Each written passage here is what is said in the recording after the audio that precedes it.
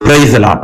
இன்றைய தியானத்திற்காக யாத்ராகம் புத்தகம் 14ஆம் அதிகாரம் 14ஆம் வசனம். கர்த்தர் உங்களுக்காக யுத்தம் பண்ணுவார், நீங்கள் சும்மா இருப்பீர்கள். இங்கு யுத்தம் ஃபைட் என்ற சொல்லுக்கு எபிரேய மொழியில் லகம் என்று உச்சரிக்க வேண்டும். கர்த்தர் தம்முடைய ஜனத்திற்காக யுத்தம் பண்ணுகிறார். யுத்தம் என்பதற்கு லகம் ஒரு வினைச்சொல். ஆண்டவர் வனாந்திரத்திலே தமது ஜனத்தின் பசியை போக்க வானத்தின் அப்பத்தை கொடுத்தார். அப்பம் பிரெட் என்பதற்கு எபிரேய மொழியில் லெஹம் பெயர் சொல். பிரியமானவர்களே, நீங்கள் கர்த்தரை விசுவாசித்து அவரை அண்டிக் கொண்டால் அவரே உங்களுக்கு ஜீவ அப்பமாக லெகம் ஆக இருப்பார்.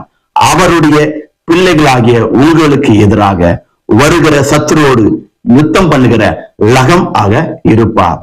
ஆமீன். கர்த்தர் தாமே உங்களை ஆசீர்வதிப்பாராக.